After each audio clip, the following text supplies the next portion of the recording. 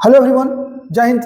आज TCM channel में हम लोग बात करने जा रहे हैं जो 2026 बिहार बोर्ड में एग्जाम हुआ है मैथ का आज, जिसका डेट लिखा हुआ है 3 फरवरी 2026।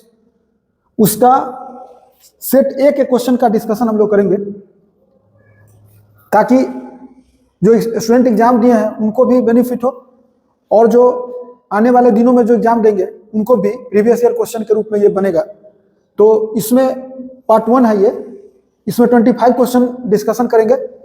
बिहार बोर्ड का सेट ए है ये मैथ का, और उसी क्वेश्चन का ये उसमें से लिखा हुआ है अच्छा के लिए, थोड़ा सा क्योंकि टाइम लगे लेकिन काम बेस्ट तरीके से दिखे, तो इसके लिए ये है। तो चलिए पहला क्वेश्चन सॉल्व करते हैं। इसमें लिखा हुआ है कि tan इनवर्स -1/√3। एक फॉर्मूला होता है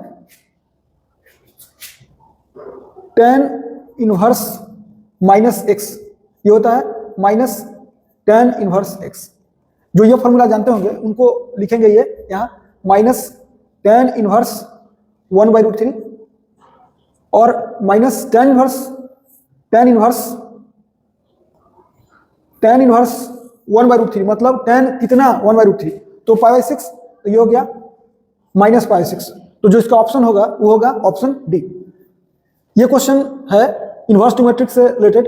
ये पूछा गया है इसमें कि 2 tan इनवर्स और 1/3 के बदले हम x कर देते हैं, और ये tan इनवर्स में पूछा, इसका मतलब कि हम इसमें tan लगा देते हैं, लगा दिए tan, और tan लगा के इसको लिख सकते हैं हम लोग tan 2a, इसको a मान दिए।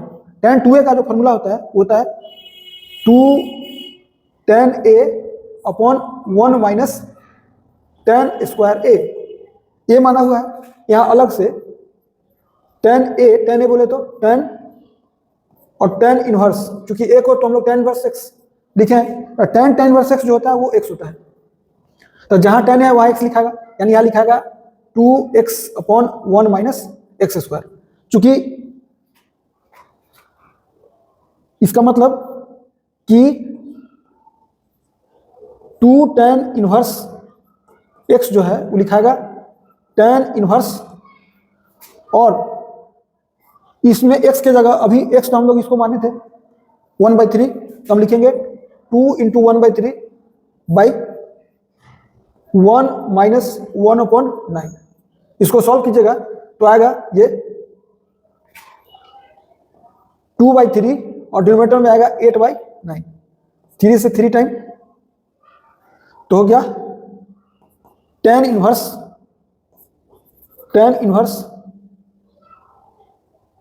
3 जाएगा ऊपर और 2 से 8 कटेगा 4 टाइम, तो 3/4।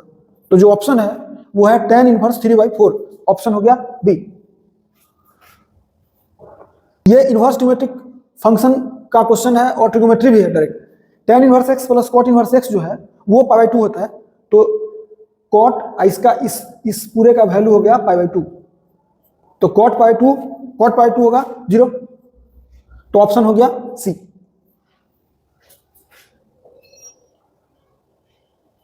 इस क्वेश्चन को बनाने का टेक्निक होता है cos इनवर्स है अगर, तो इसको मन ही मन सोचना है। cos थीटा क्या होता है b/h, तो इसको b सोचना है आपको और इसको h सोचना है। हमको साइन के लिए क्या चाहिए, साइन के लिए हमको इनडायरेक्टली चाहिए p/h। h तो हमको मालूम है 5। p निकालने का तरीका क्या होता है, p कैसे निकलता है, तो √h²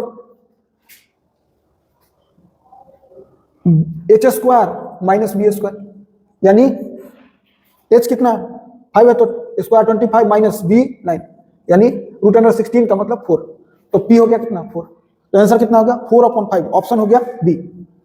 देखिए इस क्वेश्चन में इनवर्स ट्रिग्नोमेट्रिक फंक्शन का क्वेश्चन है ये। tan इनवर्स 1 मतलब tan कितना 1, 45 डिग्री बोलिए चाहे π/4 बोलिए, tan inverse 1 π/4 plus cos inverse minus x, एक फॉर्मूला होता है cos इनवर्स माइनस x जो होता है वो होता है pi minus cos inverse x। तो अभी हमको क्वेश्चन पूछा गया cos इनवर्स माइनस हाफ, तो हो गया pi minus cos inverse half. cos inverse half का मतलब cos कितना डिग्री हाफ, इनवर्स क्या होता है उल्टा होता है, तो cos कितना डिग्री हाफ, तो cos इनवर्स हाफ मतलब 60 डिग्री मतलब π/3, यानी ये हो गया 2π/3। तो यहाँ पर प्लस 2π/3। जो लोग डायरेक्टली तेज स्टूडेंट होते हैं उनको पता होता है कि कॉस इनवर्स माइनस है, इसका मतलब कि कॉस इनवर्स जो होता है या तो फर्स्ट नहीं तो सेकेंड, फर्स्ट तो गलत हो गया, होगा नहीं, सेकेंड में भी फर्स्ट नहीं तो सेकेंड का मतलब 0 से पाई, तो सेकेंड में π/2 से पाई का एंगल होगा तो 2π/3 होता है, तो डायरेक्ट वहां से लिख सकते हैं, नहीं तो ये सिंपल स्टूडेंट के लिए है। और साइन इनवर्स, यहाँ पे एक और साइन इनवर्स -x जो होता है वो होता है माइनस साइन इनवर्स x, तो हम लिख सकते हैं साइन इनवर्स -½ जो होगा माइनस साइन इनवर्स हाफ, यानी माइनस और साइन इनवर्स हाफ का मतलब π/6, तो हो गया -π/6। इसी को सॉल्व करिए, आंसर हो जाएगा, तो लिख सकते हैं हम लोग यहाँ 3, 6 और 4, तो 24 हो गया इसका एलसीएम, और ये हो गया 6π, ये हो गया 16π, और ये हो गया -4π हो गया, तो हो गया 18π/24, यानी 3 टाइम और 4 टाइम, यानी 3π/4। तो जो आंसर हो गया वो हो गया ऑप्शन सी। यह है cos inverse cos 7π/6, cos inverse cos 7π/6। Cos 7π/6 का वैल्यू कॉस π/6 के बराबर होगा लेकिन माइनस में होगा, तो कॉस π/6 कितना होता है, कॉस π/6 होता है √3/2, लेकिन माइनस में, क्यों, क्योंकि 7π/6 थर्ड क्वाड्रेंट का एंगल है, तो कॉस 7π/6 होगा -√3/2, और कॉस इनवर्स -x जो होता है वो होता है पाई माइनस कॉस इनवर्स और √3/2, क्यों, क्योंकि फॉर्मूला का इस्तेमाल किया हम, कॉस इनवर्स -x जो होता है वो होता है pi minus cos inverse x, और पाई कॉस इनवर्स √3/2 मतलब कॉस कितना √3/2, तो होगा π/6, यानी 5π/6। तो आंसर हो गया इसका 5π/6, ऑप्शन हो गया सी। अब है tan इनवर्स 2 + tan इनवर्स 3। देखिए इसमें tan इनवर्स 2 हम क्या करते हैं, tan इनवर्स 2 का वैल्यू जो है, अगर tan इनवर्स 1 रहता तो π/4 होता, tan इनवर्स √3 रहता तो π/3 होता, 60 डिग्री होता। tan इनवर्स 2 जो है वो 60 डिग्री से बड़ा है, ये 60 डिग्री से बड़ा है, और tan इनवर्स 3 भी 60 डिग्री से बड़ा है, यानी ये अगर ऐड कीजिएगा तो ये 120 डिग्री से ये बड़ा हो गया, ये जो वैल्यू है वो ग्रेटर देन हो गया, ग्रेटर देन 120 डिग्री। और इन्वर्टिबल जो होता है tan वो -π/2 से π/2 के बीच में होता है, तो अगर हम इसमें tan का फंक्शन का यूज करें तो गड़बड़ हो जाएगा, तो इसलिए किया जाता है इस्तेमाल 0 से π वाला कोई, तो सबसे अच्छा 0 से π वाला कौन होता है, तो कॉट जो होता है वो 0 से π के बीच में इन्वर्टिबल होता है, तो डायरेक्टली आप बना सकते हैं इसके बेसिस पर। कुछ लड़का क्या करते हैं, tan inverse x + tan inverse y का फॉर्मूला डायरेक्ट लगाते हैं tan inverse x + y/1 - xy, तो उसमें गलती होने का चांस है। तो हम इसमें ये जो होता है ये इन्वर्टिबल होता है, ये होता है 0 से π के बीच में, मतलब जो एंगल 0 से π के बीच में होगा उसमें कॉट लगाइएगा तो इन्वर्टिबल हो जाएगा। और आप जानते हैं कि कॉट a + b जो होता है वो होता है फॉर्मूला के हिसाब से, वो होता है cot a × cot b -1 by cot a + cot b। तो cot a + b अभी यूज किया, cot a कैसे निकलेगा, देखिए आप, cot और a का मतलब माने हम लोग cot tan इनवर्स 2। अब tan इनवर्स 2 को मनी में सोचना है 2/1, तो ये हुआ p/b, तो हमको cot के लिए चाहिए b/p, उल्टा, इसका मतलब 1/2 हो गया, तो इसका वैल्यू हो गया 1/2। सिमिलरली cot b जो होगा, tan इनवर्स cot b का मतलब cot tan इनवर्स 3 मतलब 1/3, तो ये हो गया इंटू 1/3 -1 अपॉन 1/2 + 1/3। एलसीएम लीजिएगा तो -5/6 हो गया, यानी -1 हो गया। इसका मतलब ये हुआ कि tan इनवर्स 2 + tan इनवर्स 3 जो है वो हो गया cot इनवर्स -1, और cot इनवर्स का -1 का वैल्यू यहाँ निकाल के बताते हैं। cot इनवर्स -1 जो होता है वो होता है पाई माइनस cot इनवर्स 1 के बराबर, क्यों, क्योंकि cot इनवर्स -x जो होता है वो होता है pi minus cot inverse x, और पाई माइनस कॉट इनवर्स 1 होता है पाई/4 यानी 3/4। तो जो ऑप्शन हो गया इसका वो हो गया सी। ये पूछा है कि if mod x smaller than equal to 1 then tan cos inverse x। इसका कंसेप्ट होता है कि इसको अपॉन में 1 कर दे रहे हैं और cos है, अगर cos इनवर्स है तो 1 ही 1 cos सोचना है। cos का मतलब ये b और ये h। हमको tan के लिए क्या चाहिए, हमको चाहिए p/b। b निकल चुका है x और p चाहिए हमको, तो p क्या होगा, p होगा यहाँ h square minus B square. p यही होता है, h का वैल्यू 1 है माइनस एक्स स्क्वायर। तो जो ऑप्शन हो गया b का वैल्यू √1 माइनस एक्स स्क्वायर, यानी आंसर कौन हो गया √1 minus x square by x. तो ऑप्शन हो गया ए। 9 number question inverse geometric function का क्वेश्चन है। ये मॉडल पेपर में भी दिया हुआ था क्वेश्चन। तो इस क्वेश्चन को बनाने के लिए हम लोग क्या करते हैं, अभी इसका लिख के बताते हैं। tan inverse x minus Y by X plus Y को देखिए अभी तोड़ के बताएंगे। इसको लिख सकते हैं tan इनवर्स न्यूमरेटर और डिनोमिनेटर दोनों में y से डिवाइड कर दे, y से डिवाइड कर दे तो x by Y minus 1 by X by Y plus 1। इसको और लिख सकते हैं हम tan inverse x by Y minus 1 by 1 plus X by Y into 1। एक फार्मूला होता है tan inverse x minus Y by capital X कर दे रहे हैं ताकि कंफ्यूजन ना हो, by 1 plus X into Y का फार्मूला होता है tan inverse x minus tan inverse y। तो इसके बेसिस पर हो गया इसका formula tan inverse x by Y minus tan inverse 1। तो हम यहाँ लिख सकते हैं tan inverse x by Y और माइनस इस पूरे के बदले लिखाएगा tan inverse x by Y minus tan inverse 1। तो tan इनवर्स से tan इनवर्स कैंसिल हो गया तो बचा कितना tan इनवर्स 1। tan इनवर्स 1 कितना होता है, tan कितना 1 कितना डिग्री, तो पाई/4 कहिए या डिग्री में कहिएगा तो 45 डिग्री 45 डिग्री। तो आंसर हो गया कितना पाई/4। तो आंसर ऑप्शन हो गया इसका सी। cos इनवर्स ये भी मॉडल पेपर में है क्वेश्चन इस बार के। तो इसमें हम लोग का एक ही कंसेप्ट होता है कि ऐसे क्वेश्चन में पुट कर दीजिए x की जगह tan थीटा। जो ही tan थीटा पुट करेंगे तो यहाँ से दो बार, पहला तो थीटा का काम पड़ेगा तो tan इनवर्स x लिखेंगे और दूसरा कि 1 minus x square upon 1 plus x square जो होगा 1 minus tan square theta upon 1 plus tan square theta. और ये जो होता है ये cos 2 थीटा का फॉर्मूला होता है। तो इसको हम लोग लिख सकते हैं cos इनवर्स cos 2 थीटा और cos इनवर्स cos इस कंडीशन के लिए सीधे खत्म हो जाता है 2 थीटा लिखाएगा और थीटा हम लोग का लिख सकते हैं डायरेक्ट tan इनवर्स x। तो आंसर हम लोग का हो गया कौन 2 tan इनवर्स x। ऑप्शन हो गया सी। एक तरीका यह है, दूसरा तरीका है कि आप x के जगह पुट कर सकते हैं एक वैल्यू। यहाँ पे mod x less than equal to 1 है, इसका मतलब x माइनस 1 से 1 के बीच में कोई एक वैल्यू पुट कर सकते हैं। लेकिन ऐसा जैसे कोई लड़का x और 0 पुट किया और 0 पुट करने पर यहाँ का वैल्यू जो आया उसमें अगर दो ऑप्शन मैच कर गया तो उस समय आपको चेंज करना पड़ेगा, बदलना पड़ेगा आंसर। क्योंकि उस समय ये भी 0 होगा ये भी 0 होगा, तो उस समय ऐसा वैल्यू रखिए जो बनाने में इजी भी हो। ये ओरिजिनल मेथड है,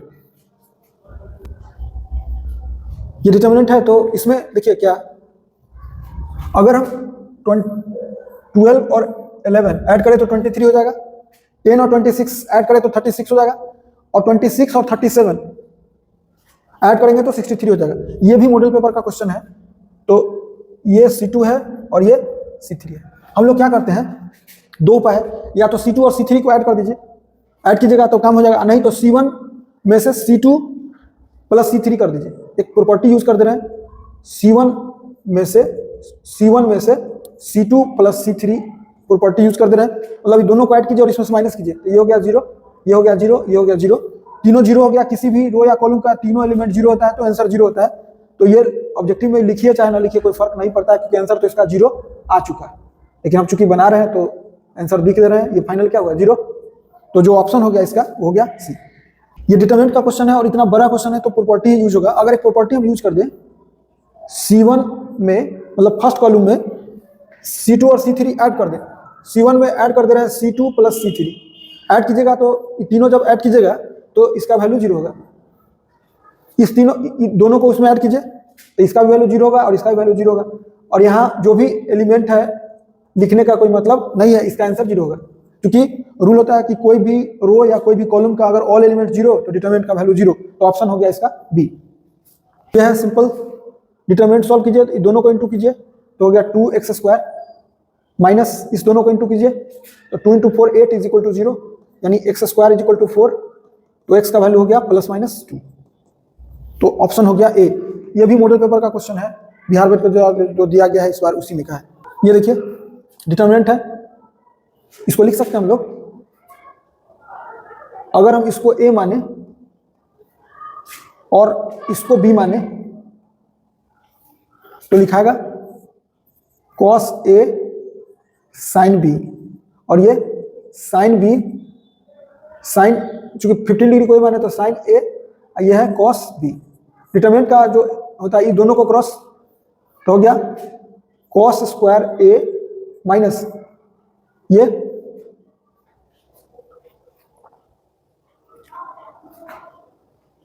cos² नहीं भाई, cos A into cos B minus इसको sin A into sin B। जो फॉर्मूला होता है वो होता है cos A प्लस B, और A अभी माना हुआ है, एक है 15 डिग्री और 75, दोनों ऐड कीजिएगा तो cos 90 डिग्री, और cos 90 डिग्री 0 होता है। तो डिटरमिनेंट भी है और ट्रिगोमेट्री भी है। मान लीजिए कोई स्टूडेंट को cos 90 ना आता है तो ना बनेगा क्वेश्चन, तो ऑप्शन इसका हो गया बी है। इसको डिमॉर्गन्स लॉ से आप लिख सकते हैं, P डिमॉर्गन्स लॉ बोलता है A dash intersection B dash को लिख सकते हैं आप A यूनियन B, आप पूरे का डैश, तो कंप्लीमेंट होता है, नॉट ए बोल सकते हैं, A डैश का मतलब कंप्लीमेंट ऑफ ए या नॉट ए। और ये डिमॉर्गन्स लॉ है कि A डैश B डैश लिखिए, यूनियन है तो इंटरसेक्शन कर दीजिए, इंटरसेक्शन रहता है तो यूनियन कर देते हैं, तो इसको लिख सकते हैं हम लोग A यूनियन B का डैश, और ये होगा सीधे P A यूनियन B। क्यों? कि कोई भी सेट लीजिएगा P A प्लस P उसी का डैश बराबर 1 होता है, तो P A union B plus उसी का कंप्लीमेंट नॉट, ये 1 होगा। तो बिना कहे सुने 1 माइनस इसको इधर करेगा तो इसका आंसर क्या होगा P A यूनियन B, तो जो ऑप्शन हो गया इसका बी हो गया। If ABC are 3 events independent of each other, तो P A B C, indirectly ये हुआ क्या, A intersection B intersection C है। इंडिपेंडेंट होता है तो होता है PA into PB into PC, तो डायरेक्ट इसका ऑप्शन होगा C। PA दिया हुआ है, प्रोबेबिलिटी का क्वेश्चन है, PB दिया हुआ है, PA इंटरसेक्शन B दिया हुआ है, तो पूछा है कि PA गिवन B का मतलब इसका फॉर्मूला होता है PA intersection B upon PB, यही फॉर्मूला होता है डायरेक्टली। तो PA इंटरसेक्शन B 4/13 है और PB है 9/13, 13 to 13 कैंसिल हो गया, यानी 4/9, तो जो ऑप्शन इसका हो गया ऑप्शन है ए। सोचिए इसमें P A का कोई काम भी नहीं है, लेकिन दिया हुआ है। यह है if the odds against the event A is 3/7, क्या होता है ऑड्स मतलब प्रोबेबिलिटी अगेंस्ट A, अगर ऑड्स इन फेवर ऑफ ए होता है और एक अगेंस्ट ए, ऑड अगेंस्ट ए मतलब अनफेवरेबल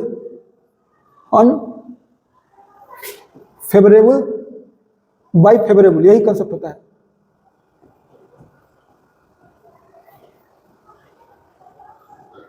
तो इसका दिया हुआ है आपको